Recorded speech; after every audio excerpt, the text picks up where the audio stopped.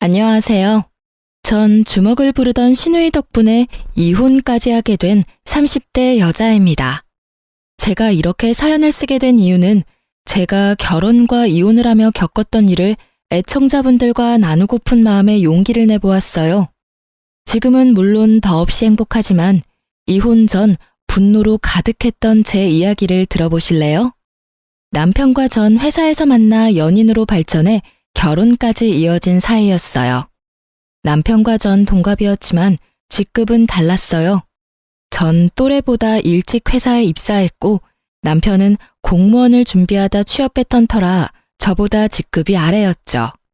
일머리가 좋진 않으나 남들보다 노력하고 성실해 보이는 남편의 모습에 하나 둘 신경을 써주다 보니 자연스럽게 연인 사이가 되었어요. 결혼하고 난 뒤 저는 부서가 다른 남편의 서포트를 해주었고 남편은 직장 내에서도 서서히 두각을 드러내며 인정을 받게 되었어요.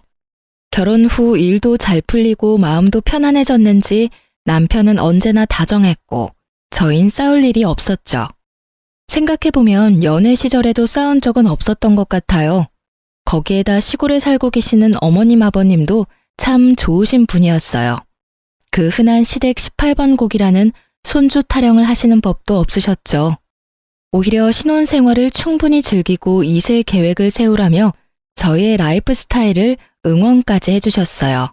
전 그런 시부모님들을 보며 결혼 하나는 잘했다고 생각했죠.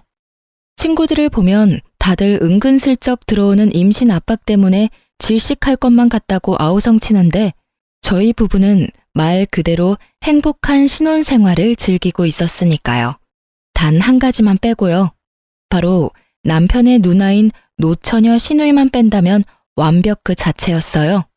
전 결혼을 결심할 당시 청약에 당첨이 되었었는데 완공까지 기간이 애매해 남편과 시누이가 함께 살던 집에서 며칠 지내다 새 아파트로 들어가기로 했어요. 상견례 자리에서 보았던 시누이는 상냥하고 쿨해 보였던 터라 크게 부딪히는 일은 없을 거라고 생각했던 저의 큰 착각이었죠.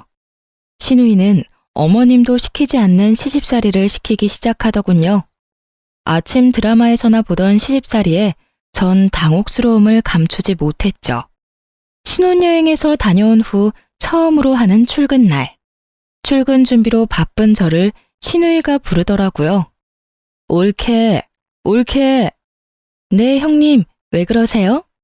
왜 그러긴, 아침은 언제 차려줄 거야? 네? 아침이요? 그래, 아침. 난 아침 꼭 먹고 출근해. 물론 상훈이도 그렇고.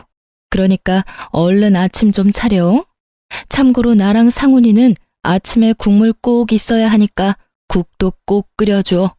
아, 국은 맑은 걸로 부탁해. 아침부터 고춧가루 들어간 거 먹으니까 오전 내내 속도 아프고 배에서 소리도 나더라고. 제가 집에서 노는 사람도 아니고 아침밥을 대령하라니요. 참고로 전 아침밥을 먹지 않고 출근해요.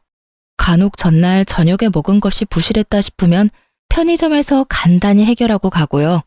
거기에다 남편과 결혼 이야기가 오갈 때 약속했던 것이 있었어요. 자기야, 혹시 아침 먹고 출근해? 나는 아침 먹는데 자기는 안 먹어? 나는 오히려 먹으면 더 불편하더라고. 그래서 말인데 우리 결혼하면 아침은 각자 해결하는 게 어때? 난 아무래도 당신 아침까지 챙길 자신이 없어. 자기도 알다시피 나 아침잠도 많고 아침밥 때문에 스트레스 받기도 싫어. 알겠어. 그까짓 아침 혼자 챙겨 먹으면 되지. 자기가 몰라서 그렇지 나 요리 꽤 잘해. 난 매일 아침 챙겨 먹으니까 혹시라도 당신도 아침 고픈 날이 있으면 나한테 말해. 차리는 김에 당신 것도 차리면 되니까. 이렇게 호언장담하던 남편은 시누이와 저의 사이에서 눈치만을 살피더니 옷도 제대로 갖춰 입지 않고 먼저 출근을 해버리더라고요. 물론 늘 먹던 아침도 먹지 않더라고요. 저는 황당하고 화가 났지만 시누이의 닥달에 대충 아침을 차렸어요. 아침부터 싸우기도 싫었고 싸울 시간에 어제 먹은 찬들로 대충 차리는 것이 더 빠르다고 생각했으니까요. 저의 아침상을 받은 시누이는 뻔뻔하기 짝이 없게 반찬 투정까지 하더군요. 에이, 이게 뭐야. 죄다 어제 먹었던 거잖아, 옳게. 우린 한 번 먹었던 반찬은 안 먹어. 국도 마찬가지고. 그러니까 내일 아침은 좀 더 일찍 일어나서 차려줘. 아침에 하기 힘들면 자기 전에 만들어 놓고 자든가. 알겠지? 아, 노력해 볼게요. 그럼 저는 출근해 볼게요, 형님. 거기서 더 지체했다간 지각이 뻔했던 저는 대충 받아주고 출근을 했어요. 남편과 부서도 달랐고 저희 둘 다 그간 밀렸던 일 처리를 하느라 바쁜 탓에 회사에서 마주치지 못했어요. 그래서 전 아침에 있었던 일을 깜빡하고 있었죠. 오전 시간이 어떻게 흘러간 것인지 모를 정도로 일 처리를 하다 보니 점심시간이 되었더라고요. 팀원들은 식사를 하러 가고 밀린 업무 때문에 천천히 점심을 즐길 시간이 없었죠.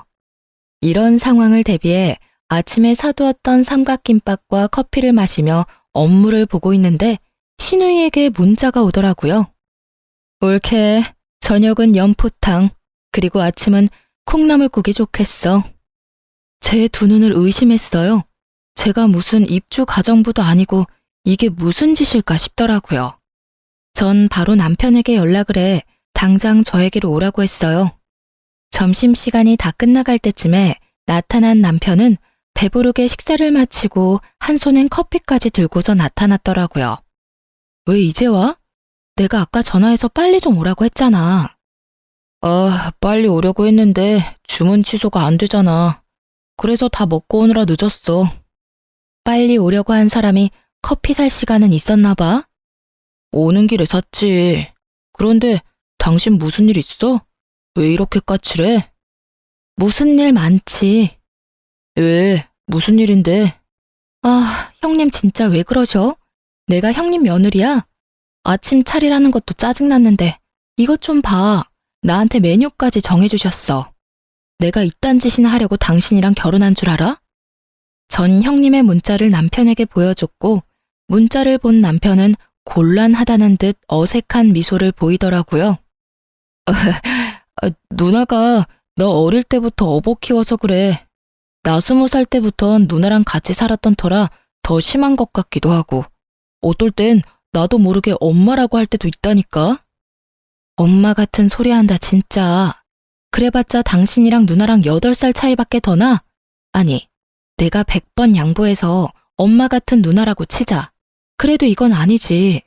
요즘 진짜 시어머니들도 며느리한테 아침 차리라고 하시는 분들 잘 없어. 이제 다들 며느리 눈치 본다고. 멀리서 찾을 필요도 없어. 어머니만 봐도 알잖아. 나한테 어머님이 뭐 시키시는 거 본 적 있어? 우리 엄마는 당신한테 뭐 안 시키지. 시킬 시간에 직접 하시는 게 빠르다고 생각하시니까. 그러니까. 그런데 형님은 왜 그러시냐고. 내가 당신한테도 안 차려주는 아침 형님한테 차려주게 생겼어? 그리고 당신은 아침에 그러고 도망가면 어떻게 해? 당신이 형님한테 한 소리 해줬어야지. 내가 어떻게 누나한테 뭐라고 해. 내가 조금 전에도 말했잖아. 누나가 어쩔 땐 더 엄마 같다고. 내가 누나한테 뭐라고 하면 우리 누나 얼마나 섭섭해하겠어. 그럼 난 당신 안중에도 없는 거야? 내가 섭섭해할 건 신경도 안 쓰여? 전 이런 문제는 확실히 하고 싶었던 터라 남편을 좀 몰아세웠어요. 제가 그렇게 나오자 남편은 하는 수 없이 아침은 자신이 하겠다고 하더라고요. 원래 약속이 그러했는데 인심 쓴다는 듯 말하는 남편을 보며 기가 찼지만 어찌되었든 원하는 방향으로 흘러가게 되었으니 참기로 했어요.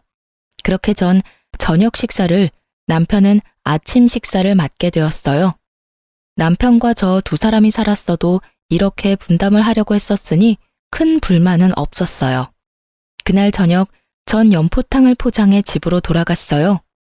맞벌이 하시는 분들은 아시겠지만 퇴근해서 장까지 보고 연포탕을 언제 만들어서 언제 먹겠어요? 그렇게 연포탕이 드시고 싶다고 하니 포장이라도 해서 가는 수밖에요. 하지만 신우이는 사오는 정성은 정성도 아니라 생각하는지 툴툴거리기 시작했고 남편은 또 저에게 혼나겠다 싶었는지 슬쩍 제 편을 들어주었어요. 연포탕이 얼마나 간단한 건데 그냥 올케가 퇴근하고 와서 직접 만들면 되지. 그러는 누나도 연포탕은 못 만들잖아. 내가 해봐서 아는데 연포탕에 얼마나 손이 많이 가는데 낙지 손질하는 데만 해도 시간 엄청나게 걸린다고. 뭐라는 거야 얘가. 내가 안 해서 그렇지 다 할 줄 알거든. 넌 괜히 끼어들지 말고 밥이나 먹어. 딱 한마디뿐이었지만요. 신우이의 역성에 남편은 입을 다물었고 심기가 상할 대로 상해버린 신우이는 계속해서 구시렁거리며 연포탕을 3그릇이나 먹더군요. 언행 불일치의 표본인 신우이를 보며 앞으로 저의 앞날이 순탄치만은 않겠구나 싶었고 제 예감은 틀리지 않았죠. 다음 날 남편은 약속한 대로 일찍 일어나 아침을 차리기 시작했고 전 출근 준비를 하고 있었어요. 신혼여행의 여파로 밀린 업무가 상당했기에 전 화장도 하지 못하고 얼굴에 크림만 바르고선 집을 나서려고 하고 있었죠.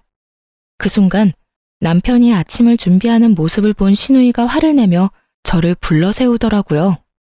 야, 너 지금 뭐 하는 짓이야? 응? 너 아침 차리잖아.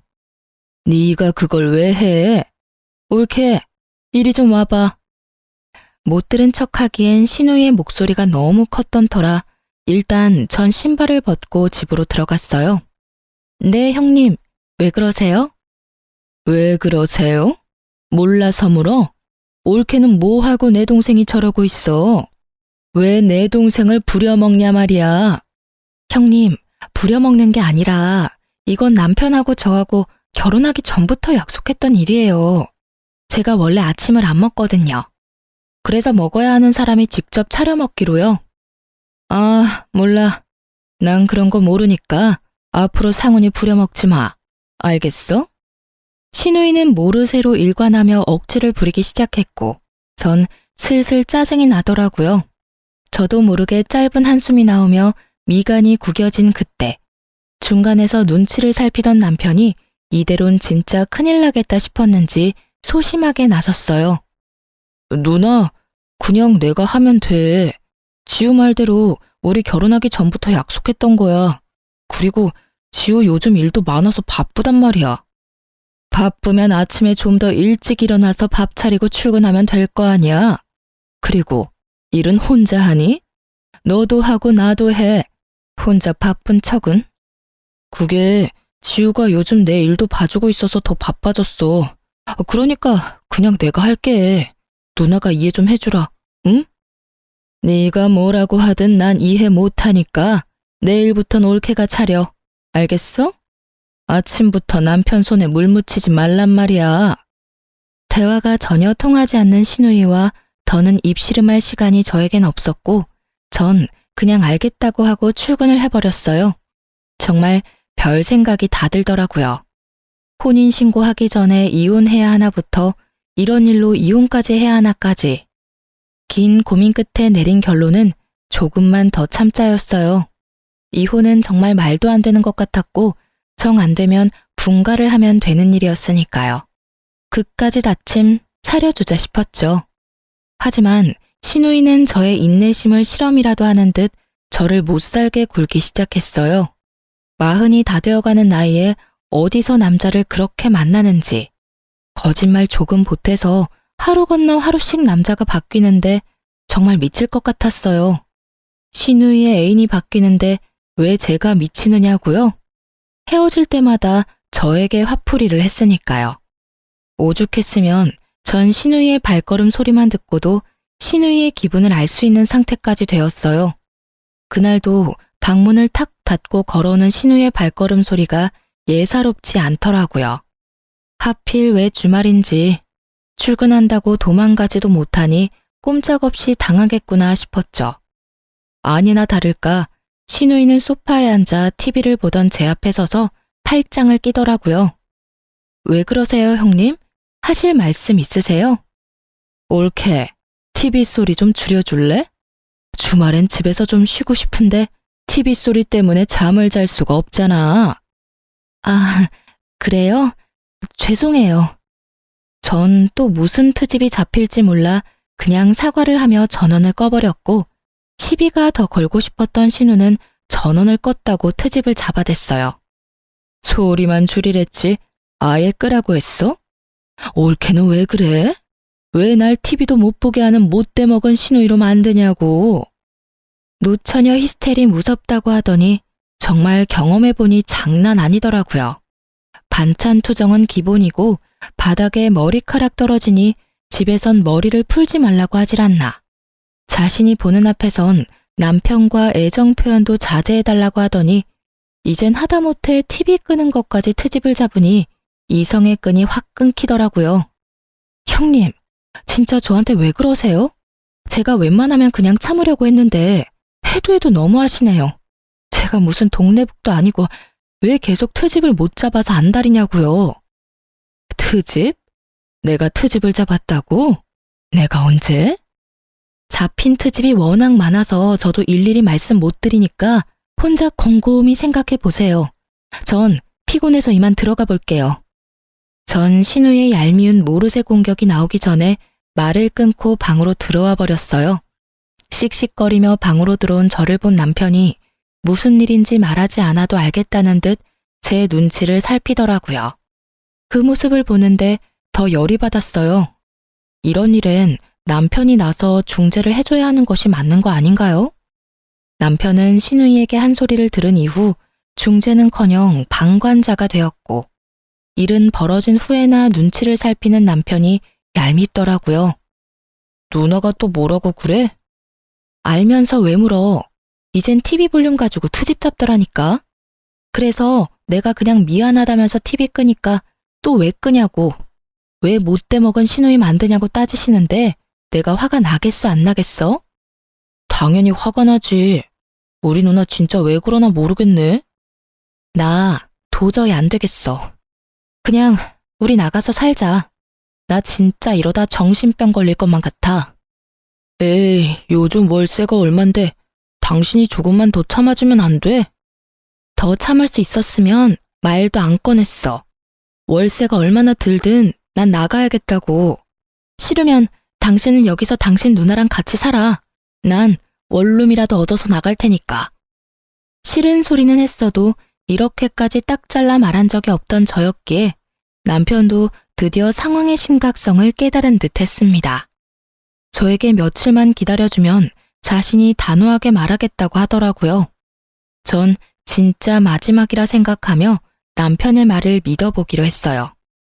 집안에는 찬바람이 불었고 한동안 조용하던 시누이가 아침을 먹다 말고 저를 부르더라고요. 남편은 그때만 기다린 사람처럼 시누이의 말을 자르곤 단호하게 말했어요.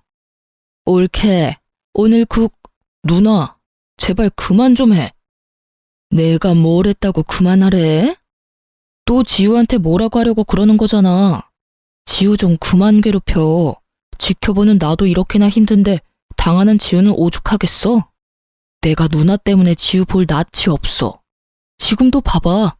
아침부터 시누이 밥 차려주는 올케가 어디 있다고 또 뭐라고 하려고 그래? 짜든 싱겁든 고맙다고 하고 그냥 좀 먹어주면 안 돼? 얘가 아침부터 생사람 잡네. 난 올케한테 국 맛있다고 말하려고 했어. 왜 오버하고 난리래? 그랬어? 이게 다 누나 탓이잖아.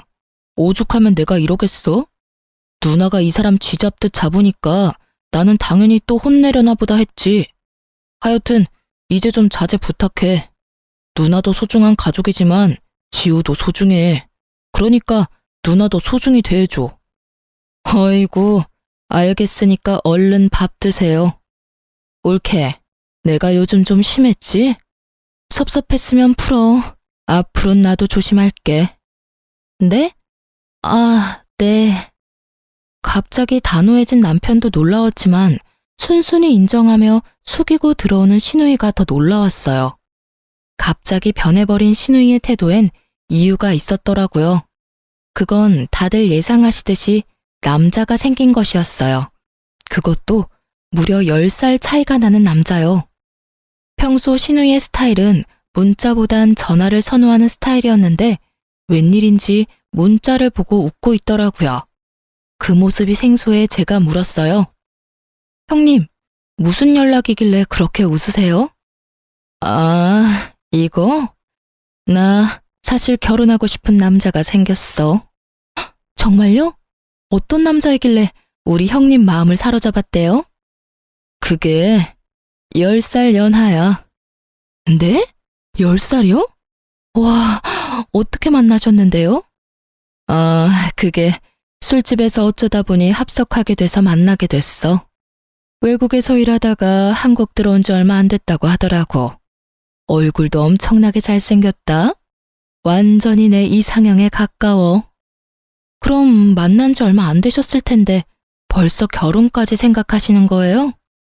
운명인 것 같아. 처음 보는 순간부터 저 남자는 내 남자다 싶더라니까. 만난 지 얼마 되지 않은 연하의 남자와 결혼이라니. 그건 좀 아니지 않나 하는 생각이 들었지만 굳이 입 밖으로 꺼내진 않았어요. 그저 저에게 괜한 불똥만 튀지 않길 바라고 바랄 뿐이었죠. 아파트 입주도 코앞으로 다가왔고 이때껏 버틴 것이 아까워서라도 더는 신우이와 부딪히고 싶지 않았어요. 하지만 신우이는 이런 제 각오를 사뿐히 짓밟더라고요. 트집이 사라진 신우이는 이제 다른 방법으로 제 인내심을 실험하기 시작했어요. 그날은 오랜만에 남편과 밖에서 오붓하게 저녁을 먹기로 한 날이었어요. 그날따라 옷이고 가방이며 왜 그렇게 찾는 것마다 보이지 않는지 신경질이 다 나더라고요. 어디 갔지? 오늘 진짜 무슨 날인가? 왜 이렇게 찾는 것마다 없지? 왜? 못 찾는데? 왜 있잖아. 내 하얀색 원피스랑 노란색 가방. 당신이 그거 입었을 때 제일 예쁘다고 해서 오늘 입으려고 했는데 아무리 찾아도 안 보여. 옷하고 가방에 발이 달렸을 리도 없을 텐데 왜 안 보이지? 그러게. 없으면 오늘은 다른 거 입어. 당신은 뭘 입어도 예뻐. 예약 시간은 다가오고 마음은 급해졌어요. 원하는 옷이 보이지 않아 짜증이 났지만 오랜만에 하는 데이트에 더는 기분을 망치고 싶지 않아 다른 옷을 입고 화장대 앞에 앉았어요. 오늘 왜 이러지? 립스틱도 없어. 아끼는 립스틱도 보이지 않자 이상하다는 생각이 확 들더라고요. 혼란에 빠져있는 그때 신우이가 콧노래를 부르며 집으로 들어왔고 전 설마 하는 마음으로 거실로 나갔어요. 정말 설마가 사람을 잡더라고요. 네, 맞습니다. 신우이는 제 옷을 입고 가방을 어깨에 메고선 립스틱까지 가지고 외출했던 것입니다. 물론 저에게 묻지도 않고요. 어떻게 생각하면 별거 아닐 수도 있지만 이때껏 당한 것이 있어서 그런지 눈이 다 뒤집히게 화가 나더라고요. 남편은 어찌할 바를 몰라 발만 동동 굴리며 제 눈치를 보더군요.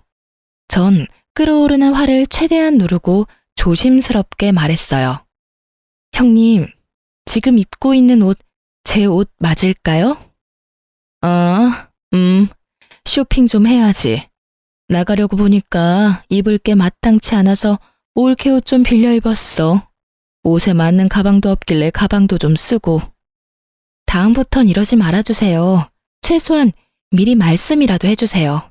저도 오늘 입고 나가려고 했는데 안 보여서 한참을 찾았어요. 부탁 좀 드릴게요. 누가 누구한테 부탁해야 하는 상황인지. 어쨌든 전 최대한 좋게 말하려고 애썼지만 받아들이는 신우이는 그렇지 않았죠. 방귀 낀 놈이 성낸다더니 그 말이 딱 맞더라고요.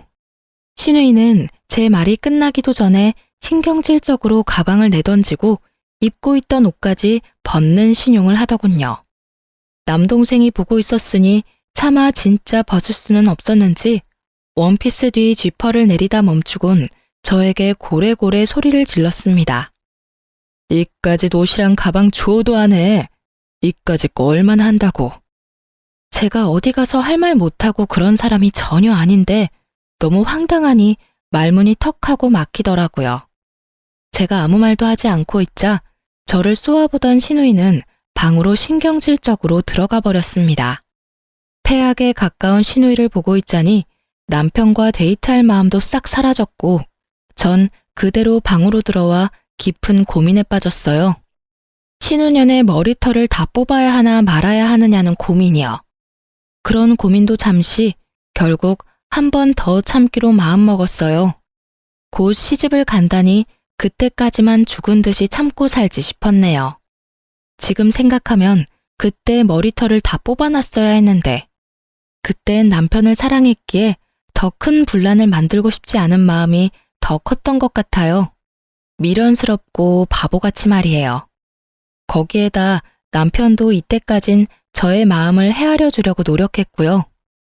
여보, 내가 당신한테 면목이 없네. 미안해. 내가 대신 사과할게. 정말 미안. 아휴, 당신도 힘들지? 중간에서 두 여자 눈치 살피느라. 나도 당신 생각해서 조금만 더 참자 싶은데 막상 형님 저러는 거 보면 그게 맘처럼 잘 안 돼. 아니야. 당신 오늘 충분히 참았어. 사실 난 아까 누나 들어오는데 당신 옷 입고 가방까지 든 거 보는데 아, 오늘 진짜 큰일 나겠구나 싶었다니까. 그런데 당신이 참는 거 보면서 내가 얼마나 미안하고 고마운지. 다시 한번 미안해, 여보. 그리고 참아줘서 고마워. 내가 우리 둘이 살게 되면 진짜 여왕님처럼 모시고 살게. 이렇게까지 하는 남편을 보니 화도 좀 가라앉는 것 같았어요. 그리고 시누이가 화까지 내며 그렇게 호언장담했으니 다신 제 물건을 건드리는 일은 없겠지 했죠. 그래서 그 이후엔 그런 일이 없었냐고요? 전혀요. 시누이는 정말 제 예상을 훌쩍 뛰어넘는 사람이었어요. 그날 이후부턴 제 눈에 띄지 않게 제 물건을 사용하기 시작했어요. 왜 그런 거 있잖아요. 제가 뒀던 자리가 아닌 다른 곳에서 제 물건이 있다든지 제가 모르는 얼룩이 묻어 있다든지 분명 시누이 짓이 분명했지만 확실한 증거가 없는 그런 상황이 계속되었어요. 그래서 전 시누이가 발뺌할 수 없도록 묘수를 생각해냈죠. 저는 덫을 놓았고 이제 시누이가 덫에 걸리길 기다렸어요. 얼마나 지났을까요? 도저히 참을 수 없는 일이 일어나고야 말았습니다. 그날도 시누이는 제 가방을 몰래 들고 나갔고 저에게 딱 걸리고야 말았어요. 전 참을 수가 없었죠. 그 가방은 엄마가 결혼할 때 물려주셨던 고가의 명품 가방이었습니다. 가격도 가격이지만 의미가 깊은 가방이라 저도 훗날 딸이 있다면 딸에게, 아들뿐이라면 며느리에게 물려주고자 아끼고 아끼던 것이었어요.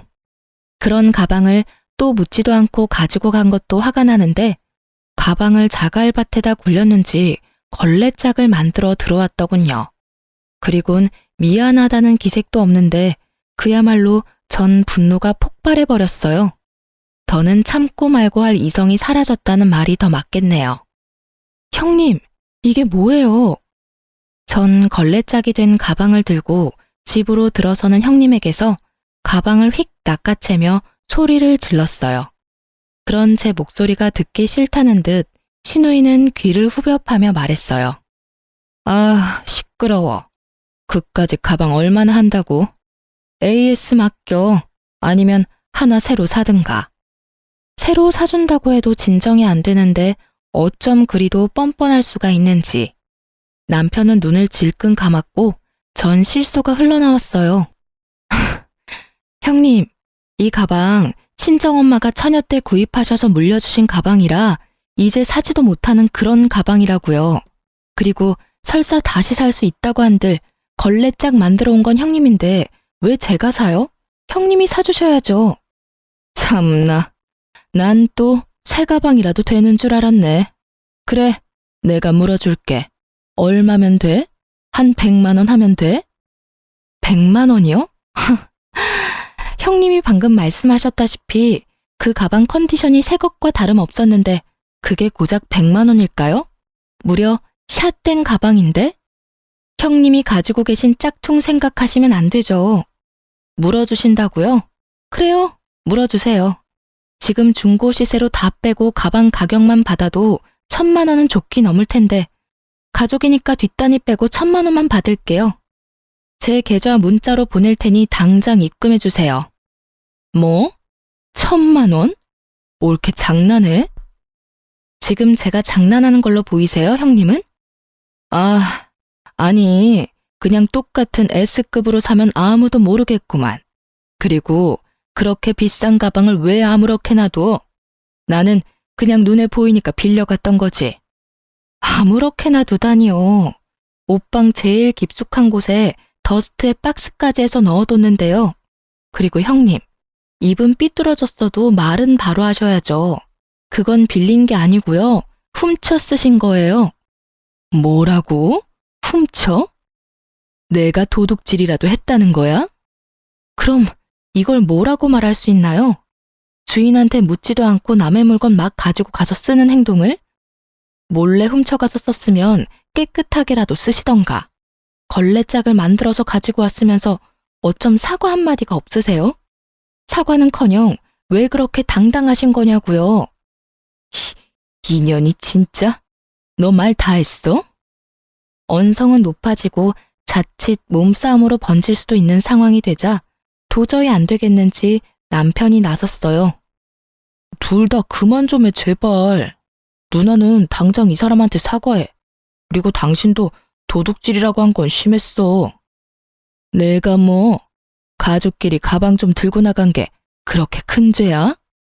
이 사람이 자기 물건 함부로 쓰는 거 싫다고 말했었잖아. 저번에도 그 난리를 피웠으면서 또 왜 이랬어? 이 사람 말대로 몰래 가지고 나갔으면 깨끗하게 쓰고 뒀어야지. 이게 뭐야? 다 망가뜨려서는. 너까지 이럴 거야? 이깟 가방이 뭐라고? 네가 나한테 이럴 수가 있어? 내가 너한테 어떻게 했는데? 너 장가 가더니 변했어. 매번 마누라 편만 들고 내가 너 이럴 때마다 얼마나 섭섭한 줄 알아? 급기야 신우이는 눈물을 짜내기 시작했고 멍청한 남편놈은 신우이 역성을 들기 시작했습니다. 결국 신우이와의 다툼은 남편과의 싸움으로 번져버렸죠. 누나, 울어? 뭐 이런 일로 울고 그래. 당신 얼른 누나한테 사과해. 뭐? 나더러 지금 뭘 하라고? 사과, 당장 무릎 꿇고 싹싹 빌어. 누나가 아무리 잘못했어도 그렇지 도둑으로 모는 건 당신이 잘못했어. 얼른, 누나 울잖아. 내가 기가 막혀서 진짜? 당신 눈에는 당신 누나 우는 것만 보이고 내 억장 무너지는 건 안 보이나 봐. 무릎 꿇고 싹싹 빌어야 할 건 내가 아니라 형님이라고. 상황 파악이 그렇게나 안 돼? 도대체 그까짓 가방이 뭐라고 일을 이렇게까지 키우는 거야? 내가 지금 가방 하나 때문에 이러는 걸로 보여? 물론 시작은 가방이었지. 그런데 당신도 눈이 있고 귀가 있으면 다 보고 들었을 거 아니야. 형님이 나한테 어떻게 했는지. 형님이 나한테 진심 어린 사과 한마디만 했었어도 나 이렇게까진 하지 않았을 거야. 그런데 형님은 오히려 내 탓만 하기 바쁘잖아. 이 가방이 어떤 의미인지 당신도 뻔히 잘 알면서 그런데 나한테 싹싹 빌으라고? 난 죽어도 못해. 1,000만 원? 그깟 1,000만 원 주면 되는 거야? 그러면 다 끝나는 거지? 돈은 당연한 거고 형님이 나한테 제대로 사과할 때까지 끝은 없으니까 그런 줄 알아. 그리고 더는 이딴 집구석에서 1초도 있고 싶지 않아. 난 친정가 있을 테니까 당신도 나 따라가든지 당신 누나랑 여기 있던지 당신 알아서 해. 말 그대로였어요. 더는 1초도 그 인간들과 한 공간에 있고 싶지 않았고 대충 짐을 싸 친정으로 가버렸어요. 짐까지 싸서 등장한 저를 본 친정 부모님들은 많이 놀라셨고 전 조금 진정이 되면 다 설명해 드릴 테니 기다려 달라고 부탁드렸죠. 한순간 욱하는 마음에 이런 행동을 하는 딸이 아니란 걸 누구보다 잘 아는 부모님은 알겠다고 하시며 집 냄새가 가득한 이불을 내어주셨어요. 그 이불을 덮는데 왜 그렇게 눈물이 나는지 서럽더라고요. 누군가에게는 그깟 가방, 옷, 물건일 수도 있지만 저에겐 소중했으니까요. 거기에다 남편 생각해서 이때껏 참아온 것이었는데 그런 남편마저 저를 질책하고 나서니 더욱 서러웠어요. 그렇게 울고 있는데 어머님에게 전화가 왔어요. 여보세요? 어머님. 아가, 방금 네 시누이랑 통화했어. 많이 속상했지? 내가 아주 홍구멍을 냈어. 어쩜 철이 없어도 그렇게나 없는지. 아니에요, 어머님. 저도 좀 참았어야 했는데. 네가 오죽했으면 그랬을까? 내가 널 모르니? 들어보니 사돈께서 물려주신 거라며. 그렇게 의미가 깊은 물건인데 다 망가졌으니 얼마나 속상했을 거야. 네 계좌로 가방값 보냈어. 돈으로 해결될 문제가 아니란 걸 잘 알지만 시엠이 마음이라 생각하고 받아. 괜찮아요, 어머님. 한두 푼도 아니고 그 비싼 걸. 한두 푼이 아니니까 더 받아야지. 이런 문제는 확실히 하고 넘어가야 해. 이렇게 한다 해도 네 마음이 완전히 풀리지 않을 거란 걸 잘 안다. 친정에 있다고? 간 김에 푹 쉬어. 네 남편이 싹싹 빌기 전까진 돌아갈 생각도 말고. 알겠니? 감사해요, 어머님. 감사하긴. 내가 미안하구나, 아가. 어머님의 진심 어린 사과에 제 마음속 응어리가 조금은 풀리는 기분이 들었어요. 그 기분도 오래 가진 않았지만요. 며칠 뒤 남편은 친정으로 찾아와 싹싹 빌었고 전 일단 시누이가 기다리는 집으로 돌아갔어요. 저만의 계획이 있었거든요. 시누이는 집으로 돌아온 저에게 진심을 담은 척 사과를 했고 저 역시 진심을 받은 척 사과를 받아주었어요. 시누이는 10살 어린 남자친구와 결혼하기로 했다며 상견례 날짜가 잡혔다고 하더라고요. 남편이 저에게 싹싹 빈 것도 시누이의 사과도 다 이유가 있었던 것입니다. 저도 대충 눈치채고 있었던 사실이라 화도 나지 않더군요. 그날부터 시누이는 저에게 잘해주기 시작했어요. 자신의 체면을 위해 어떻게 해서든 절 상견례 자리에 데리고 나갔어야 했을 테니까요. 옳게. 이제부터 아침은 내가 알아서 차려 먹을게. 생각해보니까 옳게는 아침도 안 먹는데 그 바쁜 아침에 식사 준비까지 시키는 건 내가 좀 너무했다 싶더라고. 전 이제야 제정신이 바뀐 것인지 처음으로 정상적인 말을 하는 시누이를 보며 언제까지 일어나 지켜보기로 했어요. 속이 뻔히 보이는 친절에 헛웃음이 터져나왔지만 꽤 참을 만했어요. 형님 뜻이 그렇다면 그렇게 하세요. 그런데 상견례 날짜 잡으셨다면서요? 이번 주 주말 맞아요?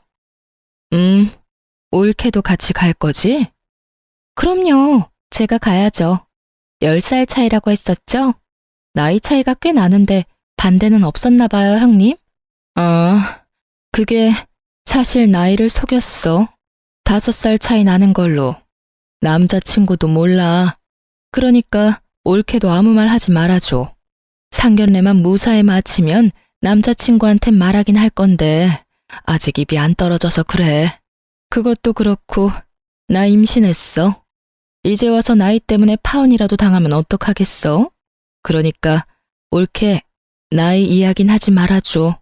알겠지? 아, 네. 나이도 나이지만 임신이라니 아무리 생각해도 석연치 않더라고요. 그래서 전 다음날 급하게 몸이 좋지 않은 척 연차를 냈고 남편과 시누이가 출근하길 기다렸어요. 드디어 두 사람은 출근을 하고 전 집에 혼자 남게 되었어요. 전 시누이의 방을 뒤져 산모 수첩과 초음파 사진을 찾아냈고 충격적인 사실을 알게 되었죠. 주수와 날짜를 확인해 보니 시누이 뱃속의 아기, 지금 남자친구의 아기가 아니더라고요. 분명 전 남자친구의 아기였어요. 참 대단하다 싶었네요. 언젠가는 밝혀질 텐데 겁도 없이 이런 걸 속이다녀. 뒤늦게 안 사실인데 시누이는 전 남자친구와 헤어지고 지금 남자친구와 만날 무렵 이 사실을 알았고 남자친구를 놓치고 싶지 않은 욕심에 이런 엄청난 거짓말을 했다고 하더라고요.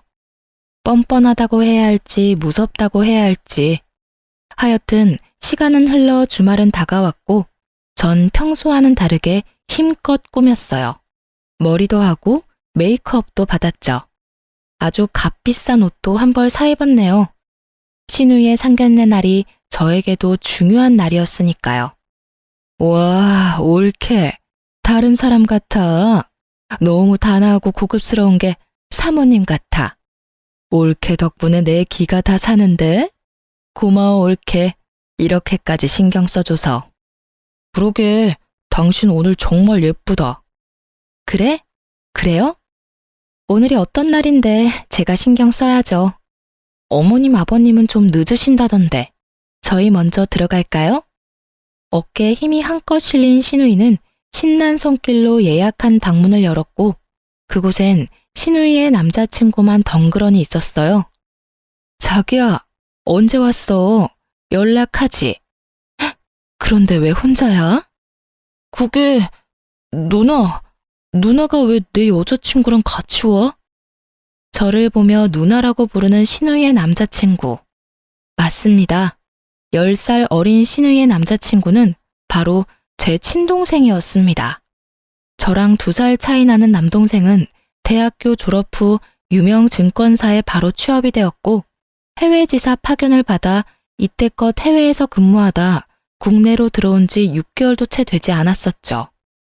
남편과 연애할 때도 코로나가 한창 심했을 때라 남편도 동생 얼굴을 보지 못했고 상황이 그러해 제 결혼식에도 물론 오지 못했으니 신우이도 동생인 줄 몰랐던 거죠. 지금 생각하면 신우이에게 참 고마워요. 하필 제가 가장 아끼는 가방을 들고 나가 걸레짝을 만들어주는 바람에 제가 친정으로 갈 수 있었고 친정에서 남동생과 신우이가 함께 찍은 단 한 장의 사진을 조르고 졸라 볼 수 있었으니까요. 평소에 사진 찍는 걸 정말 싫어하는 남동생인데 신우이가 억지로 찍은 사진이라고 하더라고요. 그 점도 얼마나 고마운지. 그 덕분에 제가 이 모든 사실을 미리 알고 계획을 세울 수 있었으니까요. 아, 물론 동생에게도 말하지 않았어요. 미리 알려야 하나 생각도 했지만 신우이가 눈치라도 챈다면 또 무슨 변명을 하며 빠져나갈지 모르는 일이었으니까요. 모든 일은 제 계획대로 되었고 신우이의 표정은 절망 그 자체였어요. 누나라니? 이게 다 무슨 소리야, 올케? 내 남자친구랑 아는 사이야? 네, 형님. 제 남동생이에요. 참, 이런 우연이 다 있네요. 그렇죠, 형님? 올케, 그게 말이야. 아, 진짜 어떡해. 그냥 내가 다 잘못했어. 전부 다. 나 좀 받아주면 안 될까? 내가 진짜 잘할게, 응? 무릎을 꿇고 싹싹 비는 형님과 지금 일어나는 모든 상황이 이해되지 않는 동생. 전 이 모든 상황을 한 번에 정리할 수 있는 증거를 형님에게 던지며 말했어요. 형님 같으면 받아주시겠어요? 10살을 5살이라고 속인 것도 모자라서 뱃속의 아기도 제 동생 자식이 아니잖아요. 하나부터 10까지 다 거짓말 투성인 형님을 형님 같으면 동생이랑 결혼하게 두겠어요? 형님은 바닥에 힘없이 떨어진 산모 수첩과 초음파 사진을 후다닥 감추었지만 이미 늦은 일이었어요. 이게 다 무슨 소리야, 누나? 그럼 뱃속의 아기가 내 아기가 아니란 말이야? 그래서 오늘 엄마 아빠도 없이 혼자 오라고 한 거였어? 미리 말했어야 했는데 미안해. 넌 작은 일도 얼굴에 다 티가 나니까 미리 말할 수가 없었어. 진짜 미안해. 그러니까 나이도 5살 많은 게 아니라 10살이 많고 애도 내 애가 아니란 이 말이네? 그러면서 뻔뻔하게 결혼해주지 않으면 죽는다고 협박까지 했어? 어쩐지 테스트기는 보여주면서 초음파 사진은 안 보여주는 게 이상하다 싶었어. 이 정도면 사기야, 사기. 모든 사실을 알게 된 동생은 충격이 큰 듯 비틀거리며 소리를 질렀고 신우이는 동생에게 몸을 돌려 빌기 시작했어요. 자기야, 내가 잘못했어. 처음부터 속이려는 건 아니었는데 자기를 너무 사랑해서 놓치고 싶지 않았어. 나 한 번만 용서해주면 안 될까? 이 아기 자기가 싫다고 하면 당장 지울게. 나 수술하면 돼. 그걸 지금 말이라고 해? 수술을 하든 말든 네 마음대로 하고 다신 나한테 연락하지 마. 다신 그 뻔뻔한 낯짝 보고 싶지도 않으니까. 당장이라도 경찰서에 가서 고소하고 싶은데 그동안 만났던 정을 생각해서 참는 거야. 알겠어? 아, 누나, 나 먼저 가볼게. 집에서 봐. 동생은 그렇게 자리를 떠났고 신우이도 동생을 따라가 버리더군요. 동생을 따라가지 못하게 시누이를 붙잡고 싶었지만 저에겐 아직 남은 문제가 있었기에 시누이는 동생에게 맡기기로 했어요. 이제 남은 것은 남편에게 복수하는 것이었어요. 전 남편을 노려보았고 남편은 그저 저에게 험한 말을 쏟아내기 시작했어요. 당신 미쳤어? 꼭 이렇게까지 해야 했어? 당신만 입 다물면 다 해결될 일이었잖아. 해결? 넌 하늘이 무섭지도 않아? 그러다 천벌받아. 그리고 너 같으면 네 동생이 인생 나락으로 가는 꼴 보고만 있을 수 있어? 나락? 말이 심한 거 아니야? 심한 건 너희 남매들이지. 네 누나도 누나지만 네가 어떻게 나한테 이럴 수가 있어? 내가 지금 누나 편 들었다고 이래? 그럼 내가 여기서 누나 편을 들지 당신 편이라도 들어줄 줄 알았어?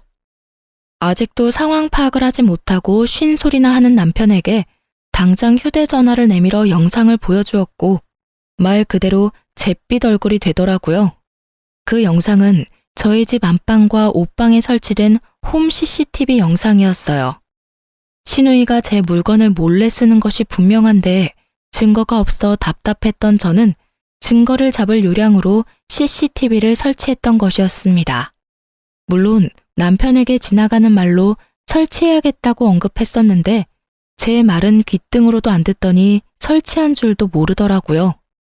친정에서 어머님의 전화를 받은 전 CCTV가 떠올랐고 녹화된 영상을 통해 남편의 검은 속내를 알고 오늘의 계획을 세웠던 것이었어요.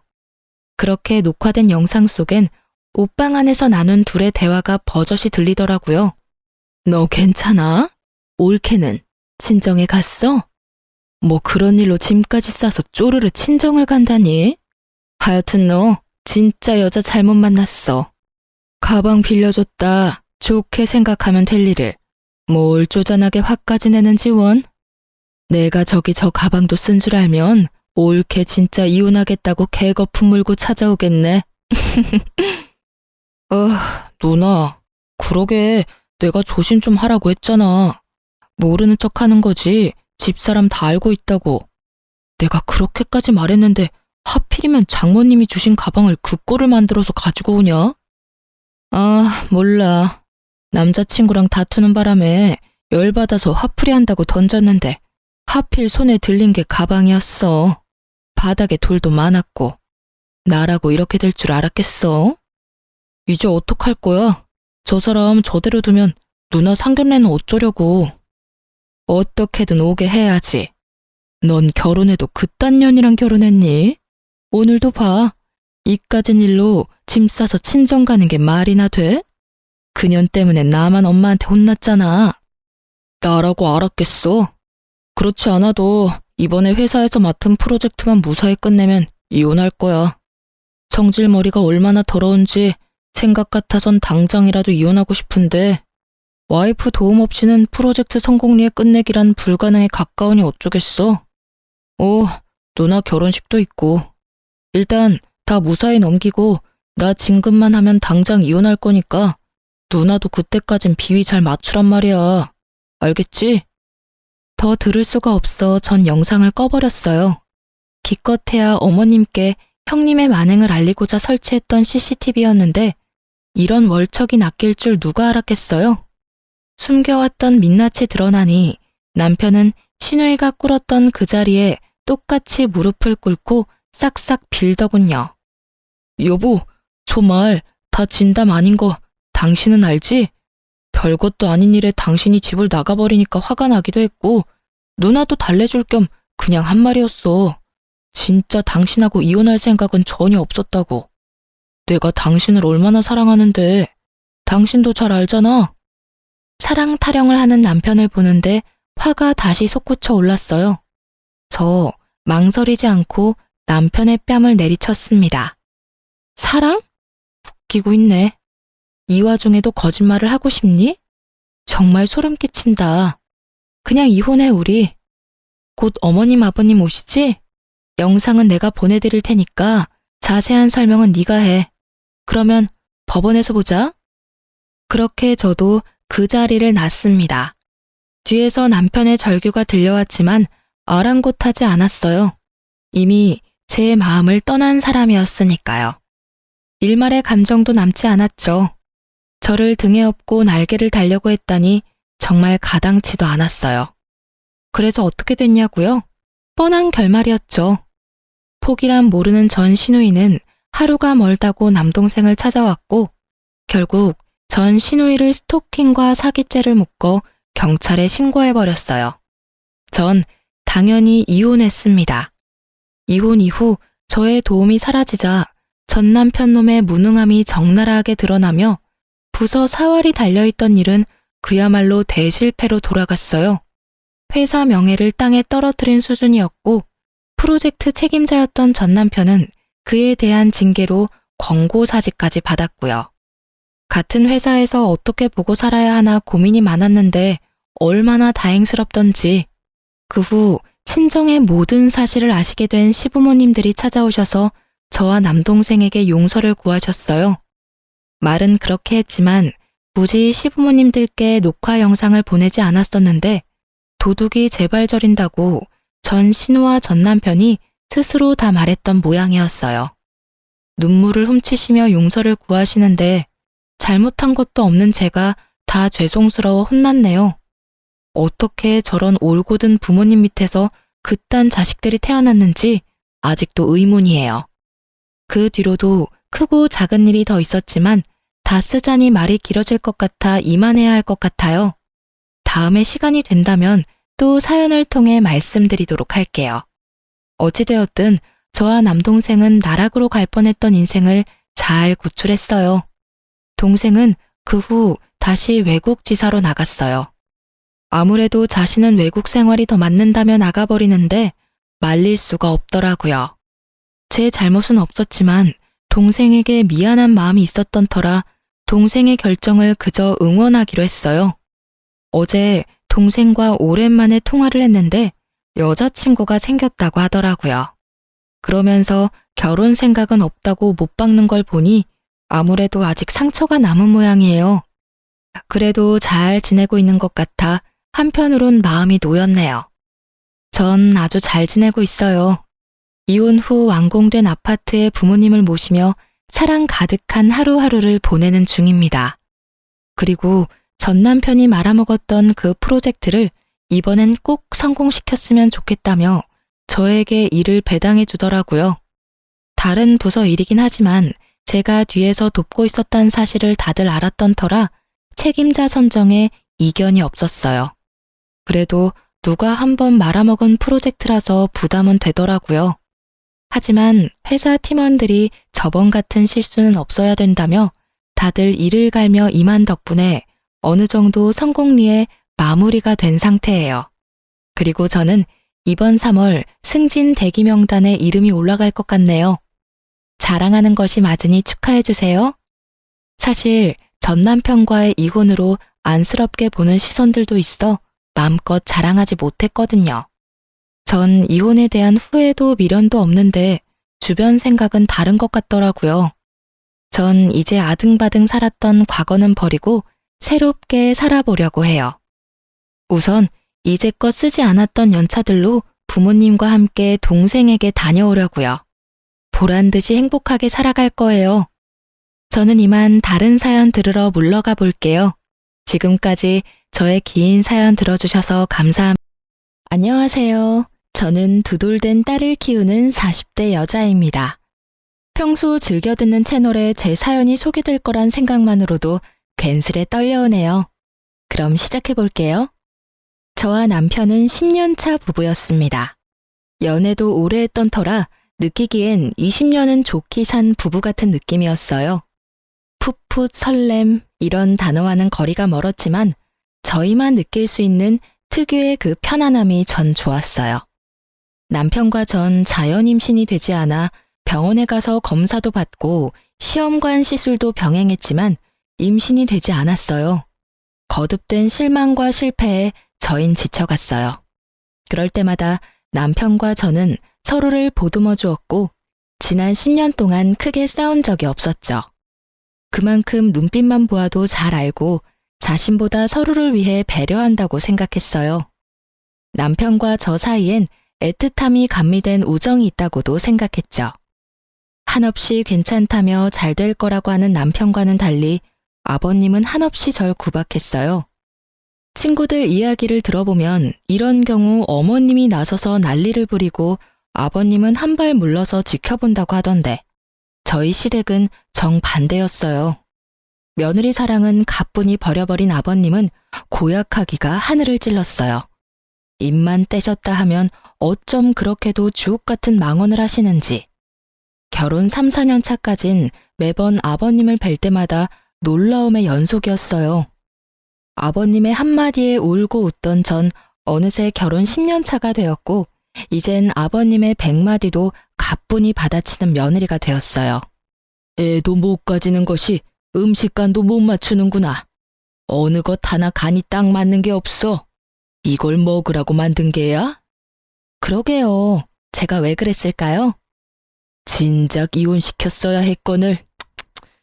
내가 심성이 이렇게나 곱다. 너 같은 것도 며느리라고 내치지도 못하고 그 긴 세월을 네 꼴을 보고 살고 있는 걸 보니 말이다. 그러게요. 아버님이 못하시면 저라도 이혼하자고 했어야 했는데 제 심성이 고와서 그 모진 핍박에도 아버님이 부르시면 쪼르르 달려와서 또 이 꼴을 당하고 있네요. 저 고약한 것, 애도 못 가지는 것이 입만 살아서는 네 꼴 보니 밥도 안 넘어간다. 얼른 집으로 가. 아버님, 갈 때 가더라도 제가 차린 밥은 좀 먹고 갈게요. 오늘 아버님 아들도 늦는다고 해서 집에 먹을 것도 없단 말이에요. 애는 못 가지지만 배는 고파요, 저도. 제 입장에선 참다 터져 이제야 할 말을 하는 것이었지만 아버님 입장에선 이런 제가 되바라지다라고 생각하셨죠. 본인이 저에게 어떻게 했는지는 전혀 기억하시는 분이 아니니까요. 이런 상황이 저도 물론 좋을 리 없었어요. 그래서 연락을 피하거나 호출에 응하지 않으니 글쎄 아버님께서 저희 집으로 직접 찾아오시더라고요. 그 뒤에 저희 집에 일어난 일은 말하지 않아도 익히 잘 아시리라 믿어 의심치 않습니다. 아버님이 돌아가시고 난 뒤 집에 돌아온 남편이 화들짝 놀라며 이런 말을 했어요. 뭐야, 집에 도둑 들었어? 집꼴이 왜 이래? 구석구석 헤집으며 어찌나 딴지를 잘 거시는지. 그날 이후 전 아버님의 호출엔 그냥 응하는 것이 100배는 편하다는 결론에 도달하게 되었어요. 그 후 살기 위해 한마디씩 하다 보니 100마디도 받아치는 제가 되었더라고요. 제가 아버님의 말씀을 받아칠 때마다 어머님도 속이 시원하신지 표정이 꽤 밝으셨어요. 그러다 아버님이 역정을 내시며 자리를 뜨시는 날이면 저에게 엄지손가락을 치켜 세워주시곤 했죠. 이렇게 제 편을 들어주시는 어머님이 계셔 저도 참지 않고 할 말은 할 수 있게 된 것 같아요. 참 감사한 일이죠.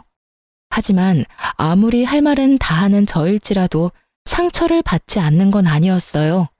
특히 아버님의 말씀에 친정 부모님이 등장하는 날이면 울컥하는 마음에 말보다 눈물이 앞서곤 했어요. 그런 날이면 어김없이 어머님이 나서주셨어요. 내가 이런 말까진 안 하려고 했는데 난 도대체 이해가 안 되는구나. 사돈은 어떻게 너같이 애도 못 가지는 것을 시집 보낼 생각을 했는지. 나 같으면 시집은커녕 집 밖에도 못 나가게 했을 텐데 말이다. 아휴, 적당히 좀 해요, 제발. 당신은 지겹지도 않아요? 했던 말 또 하고 또 하고. 당신 때문에 들어서려던 애도 떨어지겠어요. 애들 이대로 자식 한번 못 안게 되면 다 당신 탓인 줄 알아요. 그게 왜 내 탓이야? 딴 집 며느리는 셋씩이나 낳고도 또 임신했다고 하던데. 쟤는 병원 가서 시술인가 나발인가도 받으면서도 소식 없는 거 보면 모르긴 몰라도 몸에 문제가 있는 게지. 당신 정말 치매 검사라도 해봐야 하는 거 아니에요? 애들 당신 등살에 매년 검진받고 있는 거 정말 몰라서 그런 말 하는 거면 당장 내일 나랑 병원부터 갑시다. 당신 말대로 모르긴 몰라도 머리에 문제가 있어 보이니까요. 이 할망구가 지금 누구 편을 드는 게야? 당신이 이따위로 구는데 내가 누구 편을 들겠어요? 당연히 며느리 편을 들죠. 꼴에 같은 여자라고 편드는 꼬락서니하고는 혀 좀 그만 차고 할 일이 그렇게 없으면 들어가서 잠이나 자요. 꼴도 보기 싫으니까. 그렇게 아버님을 방으로 보내버린 어머님은 늘 제 손을 꼭 잡아주시며 말씀하셨어요. 아가, 미안하구나. 내가 이렇게 대신 사과할 테니 마음에 너무 담아두지 마라. 저런 말들 마음에 담아둬봤자 너만 병들어. 알겠지? 네, 어머님. 걱정 마세요. 하루 이틀도 아니고 저 괜찮아요. 전 늘 이렇게 대답하곤 어머님을 향해 웃어 보였고요. 그러던 결혼 10주년을 며칠 남기지 않은 어느 날, 저에게 기적이 찾아왔습니다. 축하드립니다. 임신입니다. 네? 정말 임신이에요? 예, 산모님. 그동안 정말 고생 많이 하셨어요. 노산이라 조심 또 조심하셔야 합니다. 이번에도 당연히 아니겠지 하는 마음에 찾은 병원이라서 더 기뻤어요. 진료실에서 어린아이처럼 방방 뛰고 말았죠. 특히 그 산모님이라는 호칭이 어찌나 좋았는지 몰라요. 병원을 나서는데 그야말로 구름 위를 걷는 기분이더라고요. 전 남편보다 먼저 아버님께 전화를 걸었어요. 아버님의 말씀대로 아기도 못 가지던 것이 드디어 임신을 했다는 사실을 제일 먼저 알려드리고 싶었으니까요. 네가 웬일이냐? 먼저 전화를 다 하고. 아버님, 저 지금 병원에서 나오는 길인데 저 임신했대요. 뭐? 그게 사실이야? 네, 노산이라서 조심하라고 하네요. 그거 말곤 저도 아기도 건강하대요. 심장 소리도 들었는데 신기하더라고요. 그래? 우리 아가 고생 많이 했어. 그래서 지금 병원 앞이냐?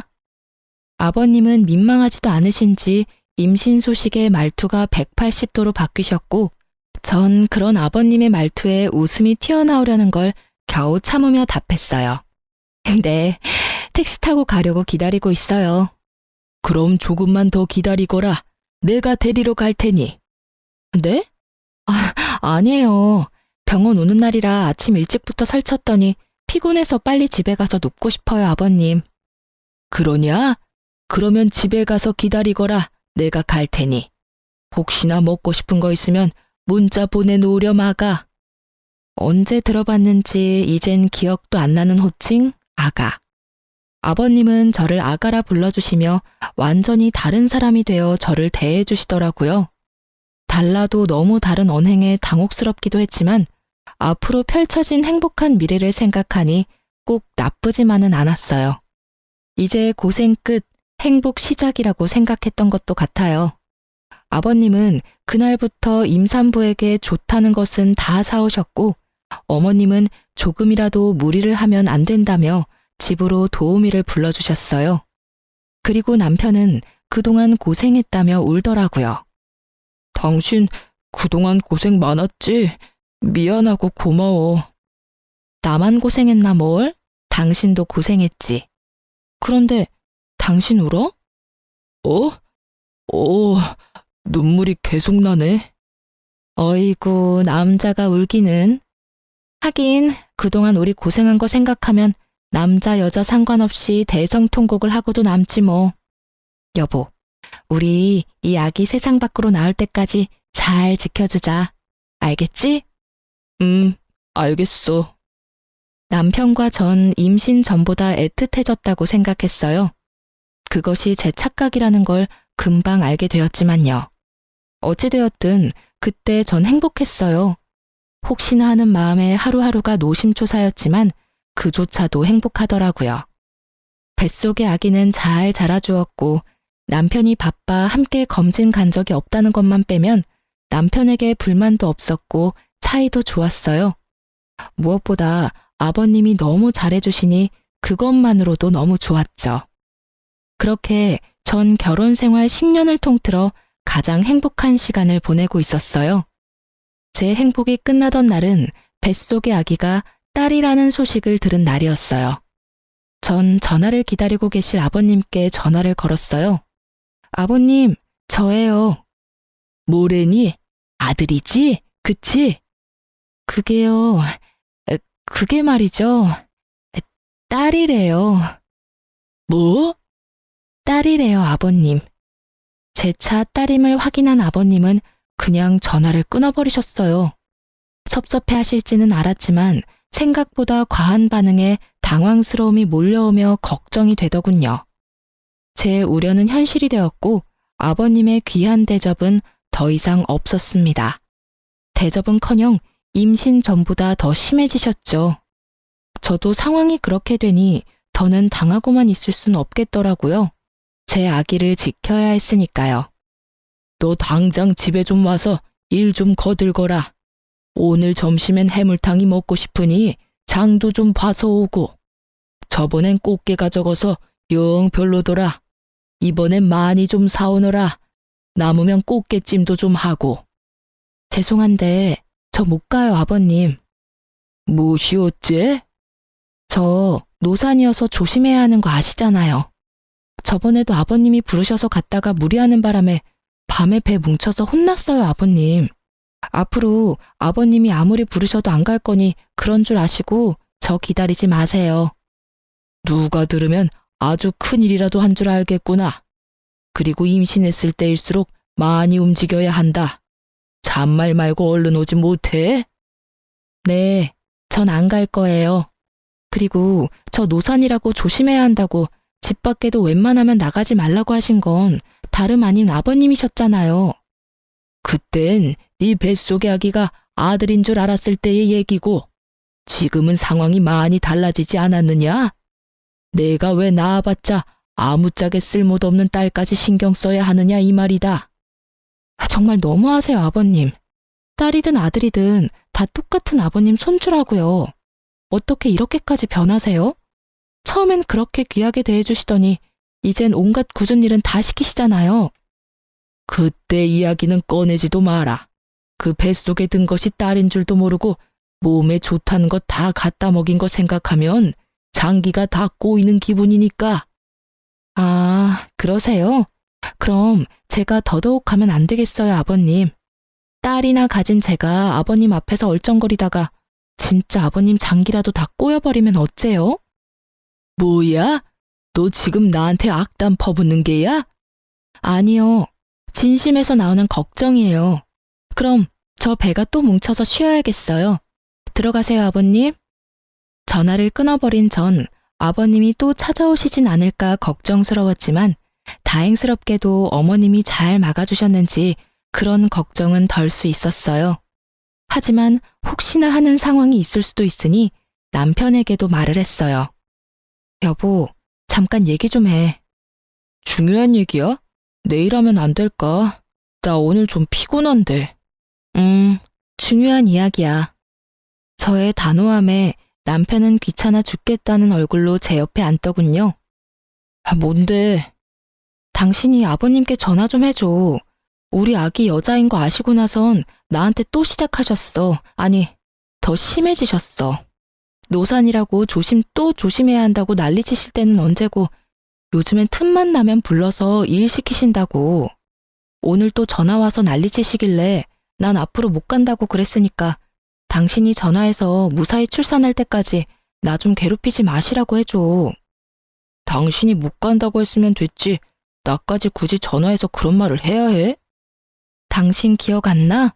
임신하기 전에 내가 아버님이 오라는 거 무시했다가 우리 집에 찾아오셔서 냉장고 안 다 뒤집어 놓으시고 옷장 다 헤집고 심지어 욕실 수건까지 다 꺼내서 다시 빨라고 하셨잖아. 혹시나 이번에 또 찾아오셔서 그러시면 어쩌냐고.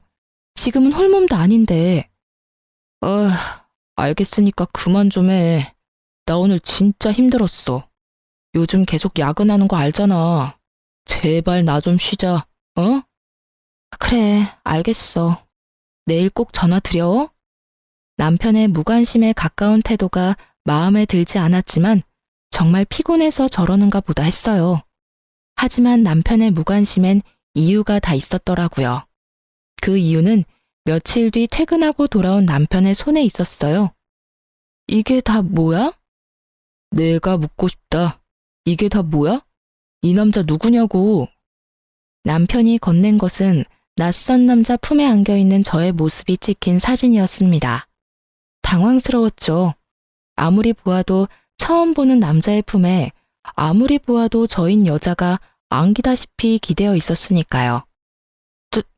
나도 몰라. 이 여자는 내가 맞는데 이 남자는 나도 누구인지 몰라. 진짜야. 당신 지금 그걸 말이라고 해? 솔직히 말하라고. 나 진짜 억울해. 당신 나랑 산 세월이 얼만데 날 몰라? 내가 당신 두고 바람필 여자야? 그러니까 설명을 해보라고. 이 남자는 누구인지, 왜 이러고 있는 것인지. 나도 말하고 싶어. 그런데 진짜 아무 생각도 안 나는 걸 어떻게 해? 크게 당황한 저는 아무 생각이 떠오르지 않았어요. 그저 억울하다는 생각밖에 들지 않았어요. 전 손톱을 물어뜯으며 사진 속 상황을 떠올리려 했었고, 그런 저를 보던 남편은 충격적인 말을 꺼냈어요. 당신, 솔직하게 말해봐. 뱃속의 아기 내 자식이 맞긴 해? 뭐?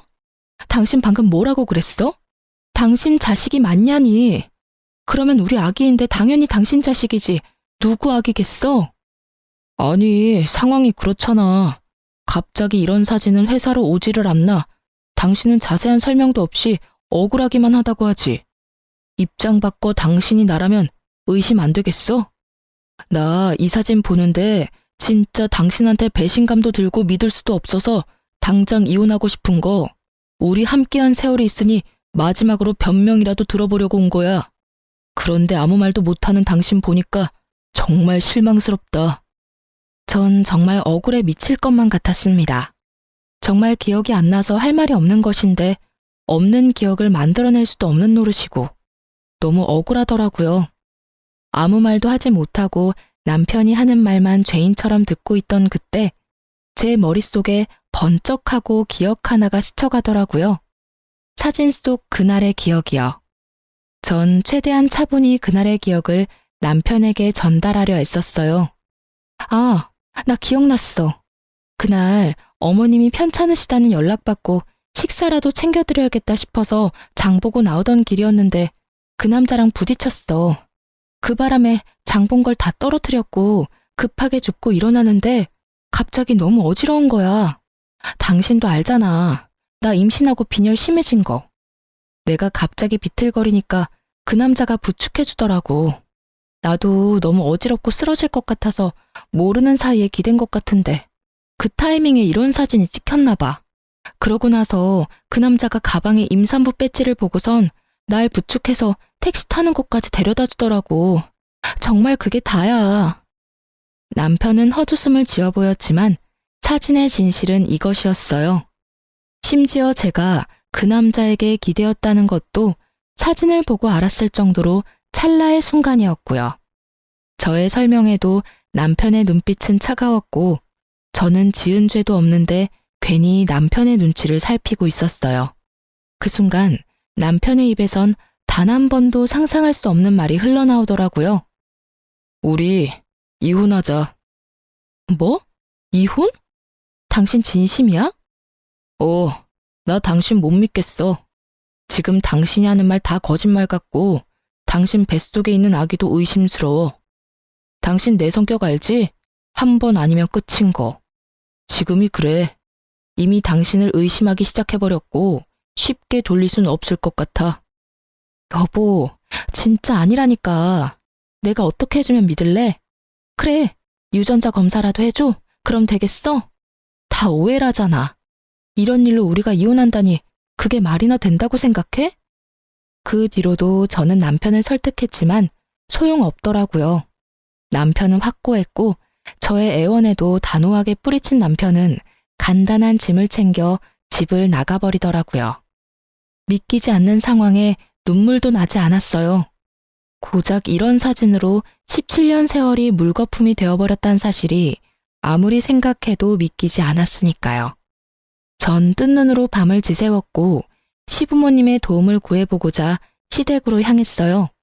대문 앞에 선 저는 크게 심호흡했어요. 어떻게 말을 꺼내야 할지 모르겠더라고요. 숨을 고른 전 벨을 눌렀고 인터폰을 통해 아버님의 목소리가 들려왔어요. 누구세요? 저예요, 아버님. 문 좀 열어주세요. 문은 열리지 않았고 대신 아버님이 나오셨어요. 손에 물이 가득 담긴 대야를 든 아버님이요. 지금 뭐 하시는... 아버님은 대야 가득한 물을 저에게 들이부으셨고 전 그야말로 물에 빠진 생쥐꼴이 되었어요. 갑작스런 물벼락에 깜짝 놀란 제가 소리를 지르니 아버님이 더 큰 소리로 호통을 치더라고요. 여기가 어디라고 찾아와? 내 다 들었다. 어디 감히 네가 주제도 모르고 바람을 피워? 아버님, 그게 오해예요. 10년을 보셨으면서 모르시겠어요? 난 모른다. 그러니 썩 꺼져. 한 번만 더 찾아오면 물이 아니라 오물을 뿌려버릴 테니 찾아올 생각은 하지도 마라. 저런 배은망덕한 것 같으니라고. 아버님, 아버님, 아버님! 저는 애타게 아버님을 불러보았지만 아버님은 참 냉정히도 들어가 버리시더라고요. 진짜 딴 남자한테 곁눈질이라도 준 적이 있었다면 이렇게 억울하진 않았을 텐데. 오해에서 비롯된 상황 때문에 물벼락까지 맞아버리니 말 그대로 미치고 팔짝 뛰겠더라고요. 전 그대로 남편의 회사로 찾아갔고 회사 앞에서 웃으며 나오는 남편과 마주할 수 있었어요. 처참한 몰골의 저와는 달리 밝게 웃는 남편을 보는데 배신감이 확 밀려오더라고요. 쫄딱 젖은 저를 발견한 남편은 밝았던 표정은 온데간데 없어지고 잔뜩 굳은 표정으로 저를 인적 드문 골목으로 데리고 갔어요. 지켜보는 눈이 사라졌다 싶으니 저를 잡았던 손을 신경질적으로 놓고는 말을 꺼냈어요. 당신 제정신이야? 회사 앞에 찾아오면 어떻게 해? 그것도 이 꼴을 하고선 누구 개망신 주려고 작정한 거야? 도대체 생각이 있어 없어? 당신은 지금 당신 망신당할 걱정밖에 안 돼? 내가 어쩌다 이렇게 홀딱 젖었는지, 우리 아기는 괜찮은지 그런 걱정은 전혀 되지 않는 거야? 내가 바람 피운 당신이랑 누구 자식인지도 모르는 아기 걱정까지 하길 바라는 거야? 나한테 너무 과한 걸 바라는 거 아니야? 오해라고 했잖아. 아니라고. 난 정말 아니라니까? 당신 이러는 거 진짜 사람 질리게 하는 거 모르지? 뭐? 사실 이젠 그 사진이 오해든 아니든 상관없이 당신이란 여자랑 더 못 살 것 같아. 부부 사이에 믿음이 없는데 어떻게 같이 살아? 몸도 무거운데 괜히 고생하고 다니지 말고 그냥 이혼해. 마지막 부탁이야. 그럼 나 가볼게. 남편과 저 사이엔 그래도 우정 정도는 남았겠지 했는데 냉정하게 돌아서는 남편을 보니 저도 오만정이 떨어지더라고요. 그러면서 모든 상황이 받아들여지며 그제야 눈물이 나기 시작했어요. 전 그대로 주저앉아 배를 감싸 안고 울었어요. 저보다 아기가 더 불쌍해 눈물이 멈추지 않더라고요. 하염없이 울고만 있던 그때 어떤 남자가 다가왔어요. 전 인기척에 고개를 들었고 그 남자의 얼굴을 확인하는 순간 자리에서 벌떡 일어설 수밖에 없었어요. 그 남자는 바로 사진 속 그 남자였어요. 맞죠? 그때 저 도와주셨던 분 맞으시죠? 네, 맞긴 한데 움직일 수는 있으시죠? 괜찮다면 여기서 먼 곳으로 가서 드릴 말씀이 있는데 괜찮으실까요? 네. 저도 부탁드릴 게 있어요. 가시죠. 저와 그 남자는 택시를 타고 남편의 회사에서 꽤 떨어진 카페에 도착했고 그곳에서 전 충격적인 이야기를 들을 수 있었어요. 정말 죄송합니다. 전 진짜 일이 이렇게까지 될지 모르고 청 부장님이 시키는 대로 했을 뿐인데 정말 죄송합니다. 죄송하다뇨? 그리고 성 부장님이라면 저희 남편이요? 네, 그게 부장님께서 사모님 골탕 좀 먹이려고 그런다고 사진 몇 컷만 찍혀주면 된다고 하셔서 그런 짓까지 하게 됐습니다. 기껏 골탕이나 먹이려고 이런 짓까지 해야 하나 싶기도 했지만 부탁만 들어주면 승진은 보장된다는 부장님 말씀에 깊이 생각하지 못하고 사모님께 큰 잘못을 저질렀어요. 정말 죄송합니다. 그러니까 남편이 부탁해서 일부러 저한테 접근하셨단 말씀이세요? 네, 저희 남편이 왜요? 도대체 저희 남편이 왜 저한테 그런 짓까지 하냔 말이에요. 그게, 그 뒤에 안 사실인데, 알고 보니 청 부장님 저희 회사 신입사원이랑 바람을 피우고 계시더라고요. 저도 정말 몰랐어요. 우연히 두 사람 손잡고 가는 모습을 보고 저도 정말 많이 놀랐어요. 그래서 어떻게 해야 하나 고민하는 와중에 오늘 사모님 모습을 보는데 이대로는 안 되겠다 싶어서 말씀드리게 됐어요. 정말 죄송합니다. 갑자기 변한 남편의 태도가 모두 이해가 되며 퍼즐이 완성된 느낌. 남자의 말에 의하면 남편과 상간녀의 관계는 제가 임신하기 전부터 시작된 것 같다고 했어요. 상간녀는 당연히 남편이 유부남인 걸 알고 시작했고, 회사 내에서 두 사람의 관계를 아는 사람은 본인뿐이라고 하더라고요. 남편과 상간녀는 남자가 아는 줄은 전혀 모르고요.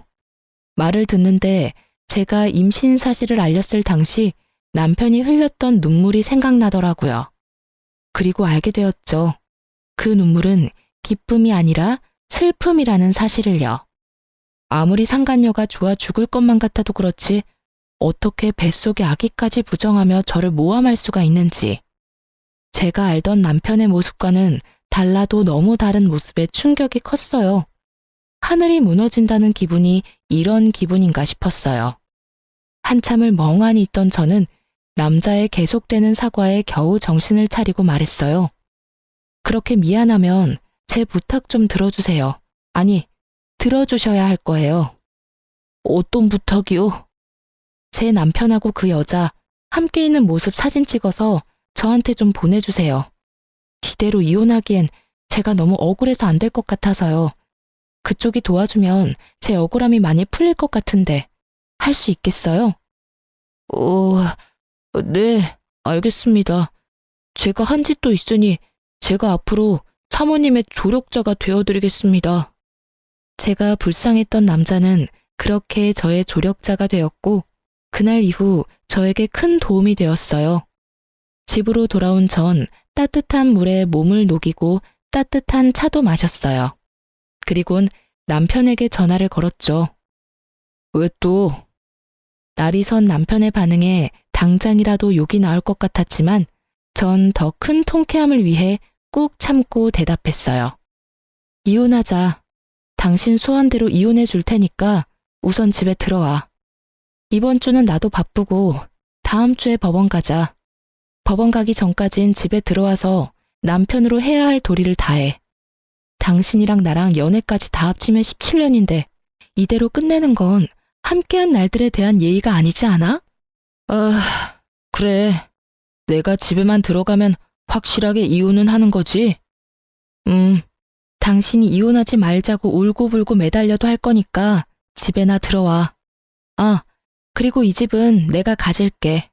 이 집 살 때 내 돈이 더 들어갔던 거 기억하지? 나머지 당신 돈은 내가 10년 동안 당신 집에 일해준 노동비, 일시불로 결제했다고 생각해. 괜찮지? 그래. 그러자. 그럼 다음 주에 법원 가는 걸로 알고 있을게. 이혼이 급한 남편은 제 요구를 받아들였고 전 쉽게 집을 챙길 수 있었어요. 그날 저녁 남편은 11시가 넘어서야 집으로 돌아왔고 거실 소파에서 자더군요. 전 잠든 남편을 재차 살피곤 조용히 남편의 휴대전화를 들고 방으로 들어왔어요.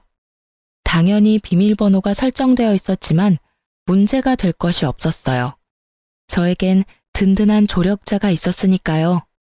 저의 조력자는 제가 비밀번호 때문에 고민하자 자신에게 맡겨달라 하더니 하루 종일 남편을 쫓아다닌 것인지 그날 저녁 비밀번호를 알아내 알려주더라고요. 그 덕분에 저는 남편의 비밀번호를 손쉽게 풀어 증거를 수집할 수 있었어요. 문자를 살펴보던 저는 예상치 못한 대화를 보게 됐어요. 그것은 남편과 아버님의 대화였는데 내용이 충격 그 자체였죠. 알고 보니 아버님은 남편에게 여자가 생긴 것을 진작 알고 계셨고 제가 임신을 하니 정리하라고 하셨다가 뱃속의 아기가 딸임을 아시곤 저희의 이혼을 부추기다 못해 저를 모함할 계획까지 친히 세워주셨더라고요. 대화를 나눈 시간을 보니 주로 어머님이 주무실 때였고, 통화는 주로 어머님이 문화센터에 계실 시간에 한 것을 보아하니 오로지 두 사람의 계획임을 알 수 있었죠. 여자한테 미쳐서 자식을 부정하는 남편이나 손자한테 미쳐서 며느리를 함정에 빠뜨리는 아버님이나 정상이 아니기는 매한가지였죠. 어쩜 그렇게 뻔뻔할 수 있는지. 사건의 전말을 다 알게 된 저는 분노의 힘으로 차곡차곡 증거를 모았고, 법원에 갈 때쯤에 증거가 차고도 넘치는 상태가 되었어요. 결전의 날이 되었고, 전 남편과 함께 법원으로 들어가기 전 카페에 들러 마지막 인사를 나누기로 했죠. 나 같은 놈 있고 행복하게 잘 살아. 남편 놈은 인재야 죄책감이라도 느껴지는 것인지 눈물을 글썽이더라고요. 이젠 참을 필요가 전혀 없는 저는 이제껏 모았던 사진을 남편 놈의 얼굴에 던지며 말했어요. 눈물 떨어뜨리기 전에 이거부터 봐. 이게 뭐야? 뭐긴 뭐야. 사실 바람은 네 놈이 피고 있었다고 뒷받침해주는 증거들이지. 그게 무슨 말이야, 바람이라니. 말도 안 되는 소리 그만하고 이제 법원 가자. 이혼해야지. 얼굴에 핏기라곤 없는 남편 놈은 발뺌하기 시작했고, 전 나머지 증거들도 보여주었죠. 이건 너랑 그 여자랑 나눈 대화. 이건 네 사진첩에 있던 두 사람의 다정한 모습. 이건 너랑 네 아버지가 나눈 대화. 이래도 발뺌할 거야? 이게 다 너 때문이잖아. 그러게 10년 동안 안 되던 임신이 왜 갑자기 돼서는 날 이렇게까지 하게 만들어? 그냥 임신을 이유로 이혼하게 됐으면 얼마나 좋았냐고. 왜 임신으로 내 발목을 잡냐고. 사실 진심 어린 사과를 했다면 위자료만 받고 이혼해 주려고 했어요. 17년이란 세월이 저의 마음을 약하게 만들었거든요. 하지만 끝까지 제 탓을 하는 남편을 보니 제가 약해질 필요가 없음을 깨달았죠. 무릎을 꿇고 싹싹 빌어도 모자랄 판국에 이 와중에도 내 탓을 한다고? 이제 보니 너 아버님을 많이 닮았네. 아주 뻔뻔하기가 하늘을 찌르고도 남겠어? 내가 그간 함께한 세월을 생각해서 적당히 하고 넘어가 주려고 했는데 너 하는 꼴을 보니 적당히 해선 안 될 것 같네. 일단 위자료는 당연히 받아낼 거고 상간녀 소송도 진행할 거야. 신입사원이라고 하던데 걔는 돈 좀 있어? 없으면 당신 대신 줘도 되니까 한 푼도 빼지 말고 다 내놔야 할 거야. 상간녀 소송? 꼭 그렇게까지 해야겠어? 꼭 그렇게까지 네가 했던데? 그러게 왜 이런 상황까지 만들어? 차라리 솔직하게 말했으면 이런 상황까진 오진 않았을 텐데. 어찌되었든 네가 원하는 이혼은 해줄 테니 돈 아끼지 말고 전부 내놔. 남편 놈은 저의 뜻대로 다 해줄 수밖에 없었고, 그렇게 전 성공적으로 이혼을 할 수 있게 되었어요. 위자료가 입금되던 날, 전 모든 증거를 남편의 회사로 보내버렸고, 그냥 외도 사실도 공분을 살 짓인데 임신한 아내를 모함까지 하며 이혼하려고 했던 사실이 부장이라는 타이틀에 제대로 먹칠을 해버린 거죠. 회사에서 당장 해고 조치가 이루어졌고, 두 사람은 사내 직원들의 입소문에 오르내리며 아주 화려한 퇴사를 하고 말았죠. 남편의 뻔뻔함이 부른 결과가 꽤 만족스럽더라고요. 자기 아들이 회사까지 쫓겨나는 상황이 되어버리자 전 시부가 머리 끝까지 화가 난 채로 왔어요. 이런 상황을 예상했던 저는 친정아빠에게 한동안 함께 있길 미리 부탁했고, 드디어 제 하늘 풀 날이 왔다고 생각했어요. 아무것도 모르는 전 시부는 현관문을 두드리며 온갖 욕을 퍼부어대셨고, 아빠는 현관문을 열자마자 며칠 전부터 채워두셨던 물 양동이를 아버님의 머리 위로 부어버리셨어요. 그리곤 제가 들은 말을 그대로 돌려주셨죠. 썩 꺼지지 못해? 여기가 어디라고 찾아와서는 남의 집 귀한 딸한테 욕짓거리야, 욕짓거리가. 다시 한번 찾아왔다간 물이 아니라 오물을 확 뿌려버릴 테니 두 번 다신 찾아올 생각도 하지 마. 당장 꺼져! 풍채가 남다른 아빠의 호통에 전 시부는 겁에 질려 달아나더군요. 얼마나 무서우셨으면 발이 꼬여 2번이나 넘어졌는데도 벌떡 일어나 꽁지 빠지게 도망가시더라고요. 아버님이 다녀가시고 며칠 뒤 많이 수척해진 모습의 어머님도 찾아오셨어요. 어머님은 저에게 무릎을 꿇으시곤 용서를 구하시며 우시더라고요.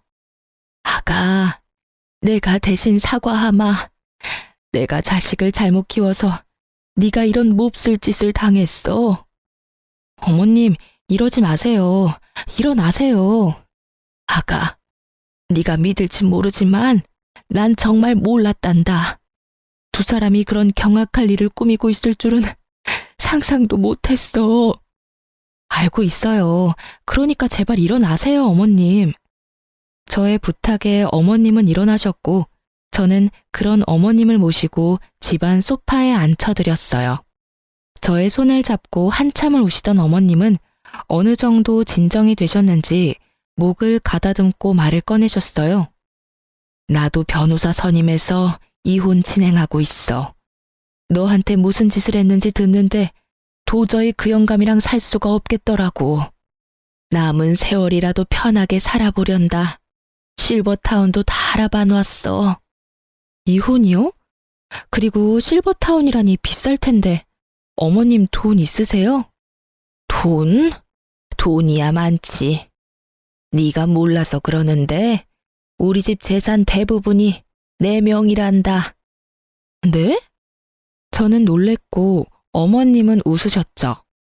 알고 보니 어머님의 친정이 갑부였다고 하더라고요. 그래서 지금 시댁 재산은 거의 어머님의 것이고 시부는 어머님의 등골을 파먹으며 그간 사셨다고 했어요. 그러면서 통장 하나를 내미시더라고요. 이거 너 임신했다고 했을 때부터 준비해뒀던 거야. 상가 정리한 돈인데 출산 선물로 주려고 했더니 이렇게 주게 되는구나. 어머님, 이거 금액이 너무 큰데요. 요즘 애 하나 키우는데 드는 돈이 얼만지 아니? 우리 집에 시집 와서 10년 동안 상처받은 마음에 대한 치료비라고 생각하고 받아. 그럼 나는 이만 가보마. 그리고 앞으론 나한테도 연락하지 말거라. 이미 끝난 인연 계속 만나봤자 나쁜 기억밖에 더 나겠니? 행복하게 지내려 마가야. 어머님은 끝까지 저의 편에 서주셨고 어머님은 제가 연락할 수 없게 번호까지 바꿔버리셨어요. 이렇게 다 끝난 것이라 생각했는데 남편과 상간녀가 차례대로 찾아왔어요. 먼저 찾아온 것은 남편이었는데 이전과는 완전히 달라진 태도를 보이더라고요. 여보, 내가 다 잘못했어. 내가 미쳤었나 봐. 갑자기 이러는 이유가 뭐야? 그냥 문득 내가 미쳤었다는 생각이 들더라고. 우리 귀한 아기까지 버리고 그깟 여자가 뭐라고. 내가 그러면 안 되는 거였는데 나 진짜 반성 많이 했어. 나 한 번만 용서해주면 안 돼? 너 어머님 이혼하신다는 사실 알았구나? 그래서 이러는 거지? 아니야. 내가 널 모르니? 네 아버지도 어머님께 쫓겨날 것 같으니까 나한테 와서 이러는 거겠지. 이젠 좀 솔직해지지 그래? 그게 사실은 당신 말이 맞아. 2분 이혼하셨는데 아버지는 거의 가진 것도 없이 쫓겨나셨어. 거기다 나까지 쫓아내시더라고. 그래도 자식이라곤 나 하나밖에 없는데 어떻게 이러실 수가 있어. 정말 너무하셨잖아. 그렇지 않아? 그걸 왜 나한테 와서 물어? 네가 그렇게 좋아 죽고 못 사는 여자한테 가서 묻지. 그 여자랑은 진짜 헤어졌어. 상간녀 소송당하더니 애가 미쳐버리더라고. 그래서 이건 아니다 싶었는데 회사 잘리고 나선 연락도 안 돼. 뭐 어차피 헤어지고 당신한테 돌아오려고 했는데 잘 됐어. 사연을 들으며 바람 피운 남자들이 뻔뻔하게 굴 땐 저게 진짜일까? 하는 생각이 들었는데 그게 진짜이더라고요. 어쩜 이런 한심한 생각을 당연하다는 듯이 하는 것인지 한편으론 대단하다는 생각까지 들더라고요. 정신 좀 차려. 네가 다시 돌아온다고 하면 내가 2팔 벌려 환영할 줄 알았어? 그 자신감은 도대체 어디서 나오는 거니? 뭐? 당신 나 없으면 꼼짝없이 우리 아기 혼자 키워야 하는데 자신 있어? 자신 없을 건 또 뭐야? 난 자신 있는데? 그리고 이제 와서 우리 아기? 네 자식 아니라고 할 때는 언제고 어디 뻔뻔하게 아기를 내세워. 나 진짜 침이라도 뱉고 싶은 걸 겨우겨우 참고 있거든? 그러니까 당장 좀 꺼져. 태교에 엄청나게 방해되니까. 뭐? 꺼져? 웃기지 마. 나 당신이 허락할 때까지 한 발짝도 안 뗄 거니까. 잊지 마. 여기 내 집이야. 그리고 나 지금 경찰에 신고할 거거든? 질질 끌려가도 괜찮으면 계속 있어. 난 상관없으니까. 전 남편이 보는 앞에서 112를 눌렀고 남편은 겁이 났는지 걸음아 나 살리라고 하고 도망가더라고요. 어쩜 도망치는 꼴이 전 시부와 똑같은지 피는 못 속인다라고 생각했네요. 그렇게 전 남편을 보내고 나니 그 다음엔 상간녀가 찾아왔더라고요. 사실 회사로 증거를 보낼 때 상간녀의 집과 그 부모님들이 일하는 학교로도 증거를 보냈었어요. 상간녀의 집은 교육자 집안이었는데 듣기론 이런 구설수를 제일 기피한다고 들었던 터라 고민 없이 증거를 보냈어요. 상간녀의 죗값은 그 부모가 알아서 주길 바랬으니까요. 저의 뜻대로 된 것인지 저를 찾아온 상간녀의 몰골은 엉망이었어요. 여긴 무슨 일이죠? 사모님, 제가 정말 잘못했어요. 저 부장님이랑 헤어졌어요. 그러니까 저 한 번만 용서해 주시면 안 될까요? 용서? 내 용서가 필요해서 여기까지 찾아왔니? 그게 사실은요. 계속해서 말끝을 흐리는 상간녀에게 전 단호하게 밀어붙였어요. 시간 끌지 말고 본론만 해. 그게 사모님이 저희 부모님 좀 만나주시면 안 될까요? 만나서 다 오해였다고 말씀 한 번만 해주시면 안 될까요? 뭐? 저 회사에서도 잘리고 집에서도 쫓겨났어요. 친구들 사이에서도 소문이 퍼져서 갈 데도 없다고요. 사람 하나 살리는 셈치고 저희 부모님 만나서 사모님이 저랑 부장님 사이 오해했었다고 한마디만 해주시면 안 될까요? 말도 안 되는 부탁을 하는 상간녀를 보는데 헛웃음이 나더라고요. 남편이나 상간녀나 생각이 어쩜 이렇게도 없는지. 그야말로 뻔뻔한 환상의 커플이다 싶었어요. 야, 생각을 좀 해봐. 내가 그런 부탁을 들어줄 것 같아? 제발요. 제가 이렇게 빌게요. 이렇게 빌든 저렇게 빌든 난 그 부탁 절대 들어줄 생각 따위 없어. 내가 웬만하면 뱃속에 아기도 있고 해서 이 정도 선에서 끝내주려고 했거든? 남의 인생 망쳐봤자 뭐하겠어. 그렇다고 해서 내 인생이 돌아오는 것도 아닌데.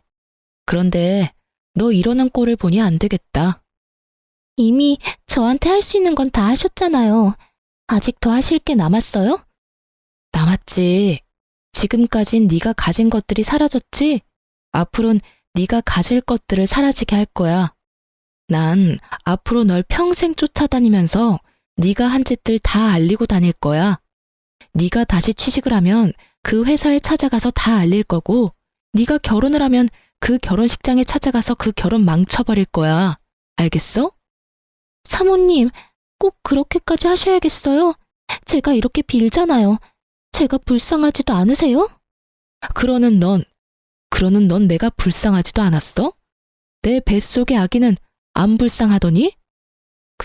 그게... 여기서 울고 있지 말고 얼른 나가. 너희 부장님한테 했던 것처럼 너도 경찰에 신고해버리기 전에 내 눈앞에서 썩 꺼져. 끝까지 몰린 상간녀는 결국 울음을 터뜨렸고 전 꼴도 보기 싫어 상간녀를 내쫓아버렸어요. 사실 상간녀에게 말한 것처럼 평생 쫓아다닐 생각은 없어요. 저런 사람에게 제 남은 평생을 바쳐 복수하고 싶은 맘도 추호도 없으니까요. 다만 제가 그렇게 말함으로써 앞으로 상간녀에게 있을 축복의 날에 단 1초라도 불행을 줄 수 있다면 그걸로 족할 것 같았어요. 이로써 저의 복수는 끝이 났어요. 조력자에게 들은 말론 전 남편은 전 재산을 모아 시부와 함께 작은 집에 새들어 살고 있다고 하더라고요. 취업 준비는커녕 전화번호도 바꾸고 자취를 감춰버린 어머님을 찾아 헤매는데 온 시간을 허비하고 있다고 하네요. 아직 정신 차리려면 멀었다고 느꼈어요. 아마 지금 얻은 그 집에서 벗어날 순 없을 거예요. 한평생 어머님의 등골만 빼먹은 전 시부와 상간녀의 위자료까지 대신 주느라 통장이 텅텅 비어버린 전 남편. 그 둘이 함께 좁은 집에서 오손도손 살아보라죠 뭐. 전 많은 일을 겪었던 터라 걱정이 많았는데 우려와는 달리 무사히 출산했습니다. 진통만 7시간을 하고 결국 제왕절개를 하게 되었을 땐 좀 억울하기도 했지만 딸을 보는 순간 그 억울함이 눈 녹듯 사라지더라고요. 처음 딸을 안던 그 순간이 아직 기억에 생생하네요. 혼자 애를 낳아 키우겠다는 저를 보며 부모님은 강하게 반대하며 우려를 표하셨지만 요즘은 손녀 바보가 다 되셨어요. 딸이 제 어릴 적 모습과 똑 닮았거든요. 그래서 그런지 그렇지 않아도 사랑스러운 딸이 더 사랑스러워요. 그리고 전 요즘 친정에서 지내고 있어요.